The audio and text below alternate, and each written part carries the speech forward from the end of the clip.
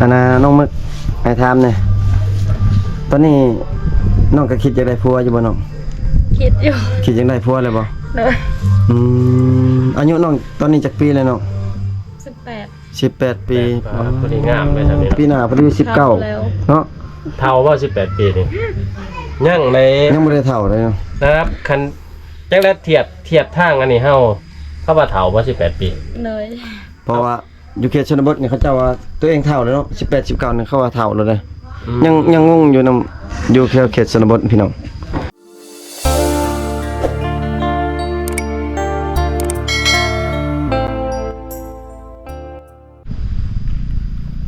สบายดีพ่อแม่พี่น้องเนาะพี่น้องเนาะ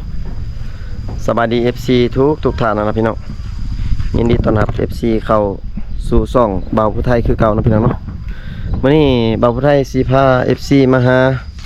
สาวชนเผ่ามังกรนะพี่น้องเนาะน้องสาวมึกพี่น้องที่ FC ถามหลายพี่น้องเอ้ยอยากให้บ่าวผู้ไทยมาถ่ายน้องเนาะมื้อนี้บ่าวผู้ไทยมีโอกาสมากับทีมงานเพิ่นทั้งบ่าวไก่คนทำมาหากินเนาะพี่น้องเนาะทั้งเพิ่นก็หากะว่างพี่น้องเอ้ยเพิ่นขึ้นภูขึ้นพาแหละคือสิจักเพิ่นค่าหยังพี่น้อง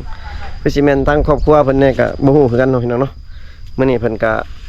แล้วเวียกเพิ่นก็ได้เดินทางออกนำกันเนาะพี่น้องเนาะเป็นจังได๋ก็ไปติดตามมาชมกันเนาะพี่น้องเนาะเป็นจังได๋ก็ไปติดตามมาชมกันเนาะพี่น้องเนาะตอนนี้บ่าวไทยก็ฮอดบ้านของน้องแล้วพี่น้องเนาะตอนนี้เราทำการทอดพี่น้องเห็นแล้วพี่น้องเป็นน้องสาวมึกพี่น้องย่างอยู่พี่น้องนี่ก็เป็นบริเวณหมู่บ้านของน้องนั่นแหละใกล้ๆเคียงเนาะนี่พี่น้องตั้งจันไก่เขาเนาะสบายดีจันไก่สวัสดีเด้อพี่น้องเด้อคือหายหน้าหายตาเป็นดนเถอะเจ้าข้าเวียกนะขึ้นผู้บ่โอ้ไปป่าช่วงนี้พี่น้องเอ้ยบ้านนี้ฝนตกบ่ได้ยังแหละมานำมาผู้ไทยเพิ่นว่าสิพามาหยอกผู้สาวคือแต่ละเทื่อนั่นแหละเพิ่งได้เนาะบ่ได้ร่วมงานกันแม่นเพราะว่าเดินคนละทางพี่น้องเว้ยก็เส้นทางดนๆนิดนึงพี่น้องเว้ยเนาะเป็นจังได๋ก็ไปติดตามกันอยู่เทิงเขื่อนของน้องสาวนะพี่น้องเนาะตอนนี้กำลังสิขึ้นไปนะพี่น้องขออนุญาตขึ้นเขื่อนนะพี่น้องนี่เป็นสภาพเขื่อนของน้องสาวมึกพี่น้องเนาะมื้อนี้ได้มาฮอดเพื่อนซ่านของน้องมึกเลยพี่น้องเว้ยเอาตามใจ FC เนาะพี่น้องหลายคนอยากให้มาหาน้องสาวมึกพี่น้องสาวโสดสาวชนเผ่ามังกรพี่น้องเว้ยเนาะนี่เรียนครัวของน้องสบายดีน้องมึกสบายดีก็คืองามแท้มึงคืองามเป็นพิเศษเลยมื้อนี้พี่น้องเขาจะไปใช้เบิดเลยอยู่เพื่อนน้อง6 ส่วนเบิด6 ส่วนเบิดเลยโดยให้นอนอยู่นี่เนาะ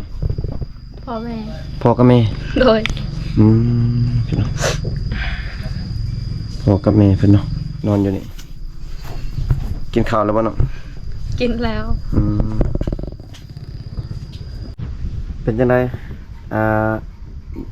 โดนแล้วบ่มาเป็นจังไดยังโสดอยู่บ่สถานะเป็นจังไดน้องยังคือเก่าบ่ยังคือเก่าเบิดบ่อีหยังกะแม่อยู่ต้นๆคือเก่าอยู่บ่ยังคือเก่าเบิดบ่มีแนวอันขาดหายไปติบ่มีว่าคือว่าบ่คือเก่านะเรานี่แน่นงามงามขึ้นเด้โดนบ่มาได้งามเนาะจัดไกเนาะนั่นได้ว่าโอ้ยพี่น้องเอ้ยสมพ่อว่าผู้ไทยเพิ่นมาตลอดทางเฮาบ่ได้มาเพิ่นหากับมาพี่น้องเอ้ยกินแล้วเขานะกินแล้วกินนะไหนยังกินจำแจ่วบักเผ็ดแจ่วบักเผ็ดแม่นไม่ใช่ว่าคือว่าได้ยินว่าน้องว่าสิไปเฮ็ดเวียกบ่ได้ไปแล้วแม่นบ่แม่นอ๋อพี่น้องเว้ยเพราะว่ามี FC เพิ่นคือว่าสิพาไปเฮ็ดเวียกนำเนาะแม่นบ่เฮ็ดเวียกใช่อยู่ลาวนี่บ่เอาได้ด้วยทางไทย FC ไทยบ่เลยชื่อลาวอยู่ลาวบ่น้องแม่นอยู่ลาวเนาะเพราะว่าเพิ่นทักมาก็เพิ่นว่าสิมาเอาเนาะน้องเพิ่นก็เกี่ยมเครื่องแล้วคิดว่าน้องสิไปอีหลีสิมาเอาฮอดทั้งทีแม่นแสดงว่าน้องเพิ่นก็โอ้ร้อยอีหลีน้องนี่ก็ได้โชคดีเติบเด้อพี่น้องเอ้ยแม่นน้องเพิ่นว่าบ่ไปเขาเรียกเนาะเขาเรียกครอบครัวนี่ล่ะพี่น้องเพิ่นก็เลยบ่ได้ไปซ้ แม่นน่ะบ่มีไผอยู่เนาะ แม่น อยากเวียกครบอยากเวียกครัวพี่น้องเอ้ยช่วงนี้ก็ช่วงยามเฮ็ดไร่เฮ็ดสวนเนี่ยแม่นบ่ โดย เออ เพิ่นว่าให้น้องไปเฮ็ดเวียกหยังน้องเฮ็ดเวียกหยัง หมู่กัน บ่ฮู้ซ้ำว่าเฮ็ดนาเวียกหยัง อืม อ๋อ เกี่ยวกับการเกษตรบ่เลยหยังเบิดเราเวียกเนาะเพิ่นว่าเป็นหยังคือบ่อยากไปซั่นบ่อันนี้บ่ยัง ไปแต่ข่าวเบียกอยู่ ยังข้ามเวียกอยู่เนาะช่วงนี้เนาะแต่แน่ยานเจ้าหน้า FC เพิ่นเข้าใจผิดว่าบ่อยากไปหั้นนะ แม่นแม่น ช่วงนี้เวียกงานก็หลายพี่น้องเอ้ยช่วงยามหน้าฝนก็แม่นเฮ็ดให้ยามแดงก็ปลูกมันพอได้แก้ไขครอบครัวมันครับ บ่าวไทยมาตอนไหนบ่าวไทยมาตอนไหน FC บ่มีบ่คนไทยมา บ่มีแต่เขาไปนำอายเบาไต้หวัน อ๋ออ๋อมื้อ เบาไทยนี่ อ๋อมีแต่ไอ้พามาตอนนั้นเนาะคิดว่ามาใหม่ซะดอกไอ้บ่ฮู้เนาะแม่น เพิ่นบ่ได้มาอยู่บ่ซั่น ไปแต่อยู่เฮือนน้องซาวดีเพิ่น เพื่อนทางไหนทางผลบ่หลัง แม่น โอ้ ข้างๆกันนี่แหละ เราจะพาพี่พาน้องไปเยี่ยมยามเพิ่นอีกแหละให้มาผู้ไทยพาเลาะมานี่มื้อนี้แวะมาหาคนงามก่อนเดินแล้วบ่ได้มาหาพี่น้องเอ้ย เมื่อคืนนี้มีผู้บ่าวมาลิ้นนํอยู่บ่น้อง บ่มี บ่มี แม่น จักมื้อแล้วบ่มีผู้บ่าวมาลมนํ เฮิงแล้ว เฮิงแล้ว เฮิงแล้วบ่แม่นบ่เฮิง บ่ อย่าว่าได้บ้านนี่นี่เฮิงนี่ บ่มี บ่เหงาบ่น้องคันผู้บ่าวบ่มา เอกันแต่บ่มีไผมาเล่นน้ำ คันมีผู้บ่าวมาลิ้นนํนี่แสดงว่าม่วนบ่น้องเป็นจังไดม่วนบ่คันมาลิ้นก็เข้าอยู่ห้องเลยน้องเนาะ โดย คักได้แบบผู้ไทยเอ้ยทางนี่ 2ต่อ2เข้าก็เข้านั่งลมอยู่ห้องน้องเนาะ เข้ามาก็โมเขาบอกเขามาเอา แม่น แล้วเข้ามา3-4คนกับเขาเบิดเที่ยคนนี่หรือว่าน้องก็ต้องได้หาหมู่มาไปอีกกันฮู้ว่าเขาสิมาเล่นบ่ได้ฮู้ได้เนาะ ลม3-4คนก็ได้ แต่น้องผู้เดียวอยู่หั่นแบบ 3-4 คนลุมผู้เดียวเลยนั่งลุมแบบล่มกันเลยเนาะอ๋อแบบญาติกันเว้าเลยเนาะ ญาติกันล่มเนาะ ๆ แสดงว่าตอนนี้เข้าล่มไผดีก็ได้เว้าได้เนาะ แม่น ไผเว้าเก่งล่มเก่งก็ถือว่าน้องบ่ถูกใจก็ถือว่าโอเคแล้วเนาะ ได้ว่าผู้บ่าว 3-4 คนนี่แบบว่าจะติดใจนี่จะบ่ได้บอกบ่ว่าค่อยมักผู้นี้บ่บอกบ่ ถือว่า บ่ได้บอกเนาะ อย่าว่าล่มไปแล้วคนนี้เด้อคนมาคนนี้ยันว่า มีแต่ล่มกันไปซื่อๆเนาะ โดย คันถูกใจก็เอาเฟซกันไว้แม่นบ่โอ้ แสดงว่าเอาเฟซเบิ่ทุกคนแน่เนาะ เมื่อหน้าก็มาหาส่วนตัวได้สงสัยเนาะเขามาแต่เขาบอกว่าซั่นเรื่องไผอยากมาก็มา เขาอยากมาแล้วเขามาเลย กันฮู้ว่าเพื่อนดังในมีผู้สาวเนาะมีลูกสาวก็ต้องมาเล่นเด้อเนาะ แม่น มันติดมันข้อทางคนเด้อพี่น้องเอ้ย บ่ได้หายกันว่าอยากนอนก็บอกเขาว่าอยากนอน คันว่าบอกเขาว่าอยากนอนนี่แสดงว่าเขาลงเลยแม่นบ่ แม่น อ๋อ แต่ว่าเขาบ่เต็มใจเนาะ โดย กับใครอยู่ยันว่าชูซี่ยังว่ายังอยู่อยู่ อันนี้ก็สมมุติว่าเฮามาดินพี่น้องเอ้ยและถ้าว่าซ้ำมึกหรือว่าผู้สาวว่าอยากนอนเนาะเขาก็ลงแล้วเขาก็บ่ได้สอนหยังต่อนะก็ไปเฮือนหลังใหม่แม่นบ่ ผู้บ่าวก็สิไปบ่อนใหม่อีกแม่นเนาะ แม่น คล้ายๆอยู่คะแนนยันว่าแบบชูซี่เขาเลยพี่น้องเอ้ย อันน้องถ้าว่ามีแบบ FC ทางฝั่งไทยเพิ่นสิมาลิ้นน้ำน้องนี่น้องก็ให้มาลิ้นอยู่บ่น้อง ให้มาเล่นกันว่าบ่ติเงินเนาะ เอาคันว่าบ่ติแบบฐานะแบบบ้านน้องเนาะ แม่น ต้องยอมรับได้เนาะบ่ได้เนาะคันมาเนาะ แม่น บ่แม่นว่าบ้าอะไรเปล่านั่นเปล่านี่ก็บ่คักปานใดได้บ่ได้เนาะ แม่นเพิ่นว่า FC เนาะถ้าว่าสิมาลิ้นนำน้องก็มาลิ้นได้พี่น้องเว้ยเนาะ มาเยี่ยมมายามน้องเนาะมาเที่ยวชนบทเนาะสิพาไปหาหอยเนาะแล้วก็ไปหาเห็ดเนาะแม่นเนาะ โดย เพิ่นสิไปหาหอยหาเฮ็ดบ่น้องหาเฮ็ดไม่วิกบ่ถ้าว่าเพิ่นมา สิพาเขาป่าไปเนาะพี่น้องเอ้ย เฮ็ดบ่ได้ออกเลยโอ้ เราไปหาย่ามมันขึ้นเพิ่นจังออกเนาะ จังเวทมันบ่อยากออกบ่ได้เพิ่นเลยเนาะบ่ได้ไปหากินบ่ได้นี่ทั้งหมด บ่วันนี้มีแต่อยากนอนอย่างเดียว มีแต่ เมื่อยเนาะเมื่อยเนาะ แม่น จะหน่อยพาเบาไปถ่ายเขาห้องแล้วก็จังนอน อากาศกับฝนตกพี่น้องไอ้ช่วงนี้พายุเขาฝนตกต้องทำมือแหละ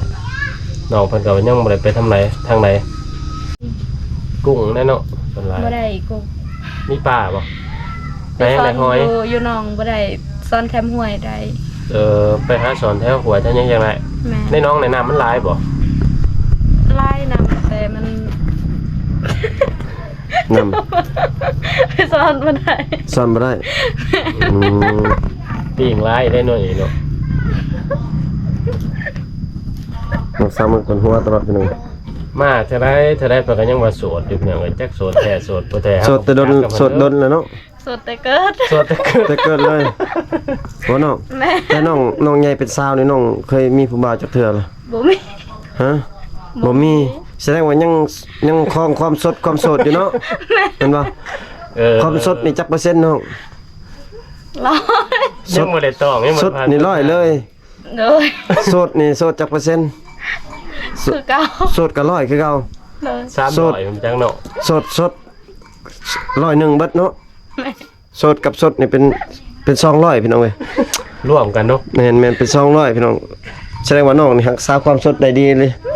เนาะ เพิ่นว่ายังบ่ทันได้เคยมีแฟนพี่น้องจักเชื่ออะไรบ่คือสิเชื่อได้กับน้องว่าบ่เคยมีสู่มีแฟนเคยอยู่ล่มฉันผู้บ่าวนะ เคยอยู่ลุมในโทรศัพท์ ล่มแต่โทรศัพท์ โดย ยังบ่ได้เคยเห็นหน้าเห็นตากัน แม่ แสดงว่าเคยแต่ล้มเนาะ โดย อืม เชื่อได้อยู่บ่ว่าไทยจะว่า บางท่านก็ยังบ่อยากเชื่อบ่ได้เนาะแต่ว่าน้องว่าสดก็ต้องเชื่อเด้อ ต้องเชื่อเนาะ แม่น ที่เบิ่งนํกันนั่นแหละ แม่น น้องผู้งามปานนี้บ่ว่าโรคสิโสดพี่น้องเอ้ยเฮาก็คงมาเท่าใดก็บ่เห็นก็สิแม่นได้ว่าโสดเนาะบ่แม่นเนาะคนงามๆสิว่าบ่มีแฟนพี่น้องเอ้ยโสดแต่เกิดน้องว่าทั้งโสดทั้งโสด สด100%โสด100%เป็น200พี่น้อง บ่หยอกบ่ม่วนกันเด้อพี่น้องเด้อไปสิมาดิน FC จังไดช่วงนี้ว่างเด้อพี่น้องเอ้ย ถ้าอยากมาได้เนาะ ถ้าอย่างมากก็มาทีมงานเฮาก็ว่าง มาได้ ช่วงนี้เป็นช่วงที่ว่าพักโรงเรียนบ่ของไทยเนาะ แม่นแล้วก็การปักดำข้าวนาปีก็กำลังสิแล้วเนาะ อืม ก็เลยอยากวางแน่ปลูกมันก็แล้วเบิดแล้วพี่น้องเอ้ย ทางเฮาก็บ่ได้เข้าป่าและฝนตกช่วงนี้ไปหาอยู่หากินก็บ่มานก็เลยมาทางนี้คือสิมานด้วยมาทางนี้ เพิ่นยับสาวใหญ่ๆนึงพี่น้องเอ้ย เพิ่นตำคกใหญ่ก็เป็นพี่น้องเพราะว่าตำข้าวเนาะ โดย อืม ต้องได้ตํตลอดถ้าว่ามีห่วงชี้เขานี่ก็คือสิบ่ได้ตํเด้เนาะชี้เขานี่ไปชี้เฮือนไผแต่จะชี้ตอนเนื้อ เพื่อนแม่เฒ่า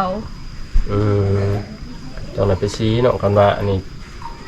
ห่วงชี้ตายหรือว่าเพิ่นมาวางก็ต้องได้ตํมาแม่นบ่ โดย ถือว่ายากพี่น้องเอ้ย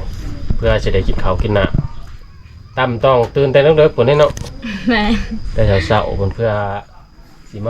ายังรายการหนึ่งข้าวหนึ่งน้ำให้อยู่ให้กินพี่น้องเอ้ย น้ำกินชิน้องตักใช่น้อง ตักอยู่ป่า ตักอยู่ป่าน้ำสร้างขุดเอาบ่ แม่น อ๋อแสดงว่าน้ำบ่ได้ซื้อเนาะ โดย อืม น้ำธรรมชาติพี่น้องเอ้ย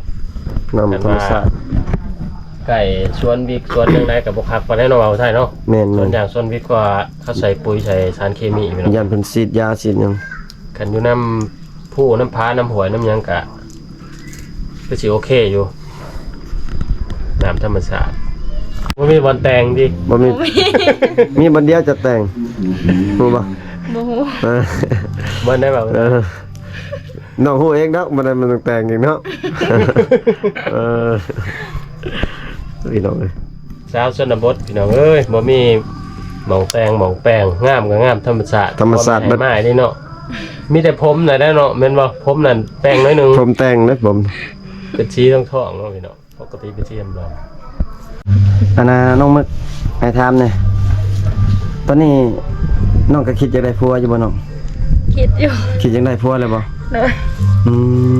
อายุน้องตอนนี้จักปีแล้วน้อง 18 18 ปี พอดีงามเลยทำนี่ ปีหน้าพอดี19 แล้ว เนาะ เท่าว่า18 ปีนี่ยังใน ยังบ่ได้เฒ่าเลยเนาะ นะครับคันจังแล้วเทียบทางอันนี้เฮาเข้าว่าเท่าว่า18 ปี เลย เพราะว่าอยู่เขตชนบทนี่เขาเจ้าว่าตัวเองเฒ่าแล้วเนาะ18 19นี่เขาว่าเฒ่าแล้วเด้ยังงงอยู่นำอยู่เขตชนบทพี่น้อง แต่ว่าทางอันเราลุมเฮานี่แม่น20ปลายปี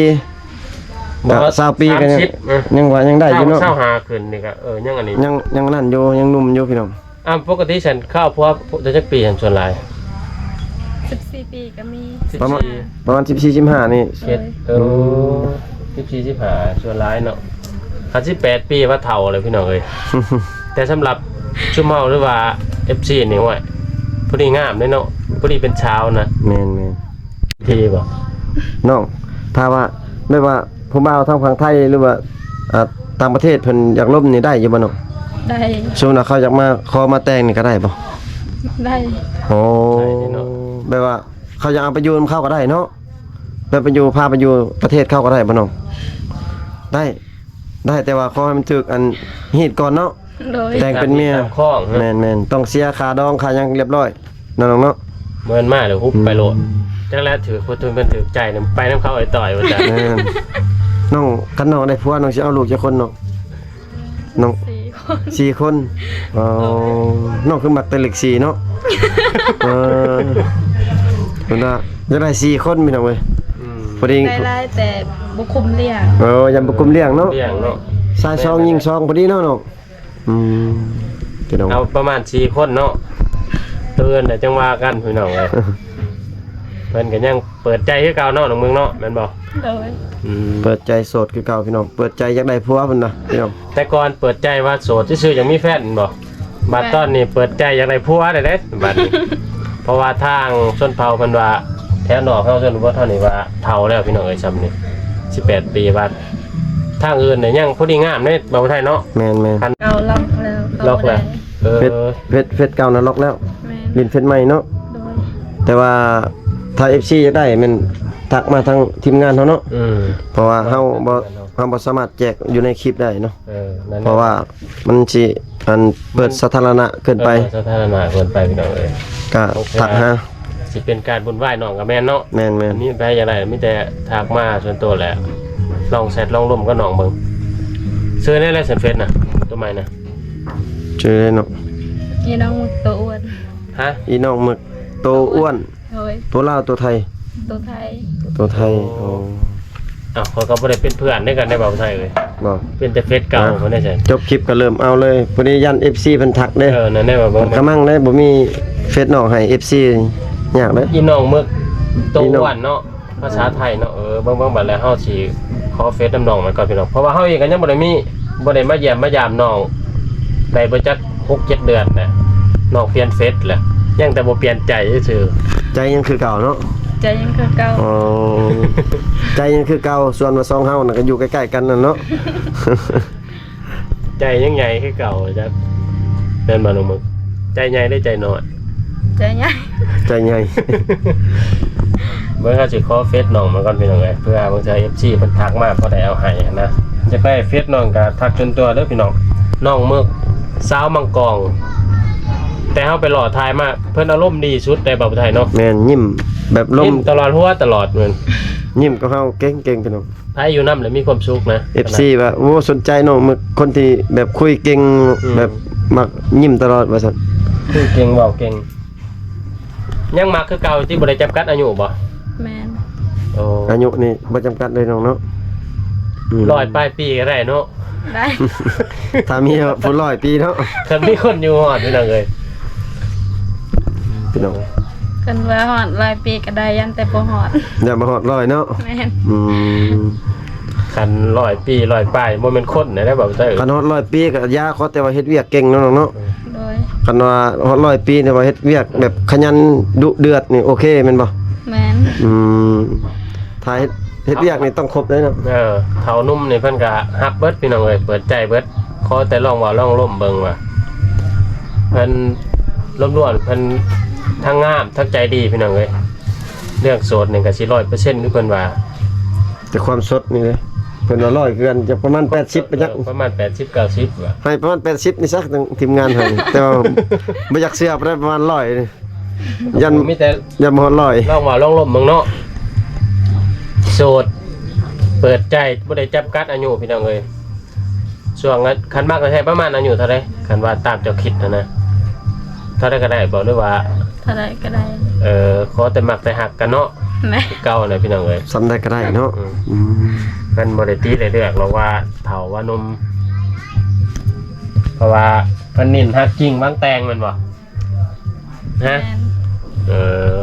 ตามนั้นแหล้วพี่น้องเอ้ยเพิ่งเขาจะขอเฟซน้องมาก่อนแหละเพื่อจะFC เพิ่นสนใจแล้วเพิ่นสิทักหาเอาเฟซพี่น้องเอ้ย พ่อแม่พี่น้อง FC ท่านใดเนาะถ้าว่าสนใจหรือว่าอยากคุยอยากร่วมกับน้องสาวหมึกเนาะเพิ่นก็เป็นสาวโสดเนาะโสดสดพี่น้องพร้อม มือหนึ่ง เปิดใจมือหนึงเด้อนี่พี่น้องถ้าว่าเปรียบใส่รถก็แม่นรถมือหนึงเนาะพี่น้อง ตัว ทั้ง ไปหาง ทั้งสดเนาะทั้งโสดทั้งสดพี่น้องพร้อมเปิดใจบ่จำกัดอายุแม่นบ่น้อง แม่น บ่าวไทยหนุ่มลาวหนุ่มไทยหนุ่มเมืองนอกลมได้เบิดบ่น้อง ไม่เบิด อย่าเฮ็ดได้แบบว่าลมแล้วไปเปิดผู้บ่าวใส่ FC บ่ได้เด้เนาะต้องโสดก็ต้องโสดแท้เลยโสดแท้เนาะเนาะพี่น้องเอ้ยเนาะคลิปนี้บ่าวไทยกะสิบ่มีหยังหลายเนาะพี่น้องเนาะกะมาตาม FC คอมเมนต์นั่นล่ะเนาะพี่น้องเนาะถ้าว่า FC อยากให้บ่าวไทยเฮ็ดคลิป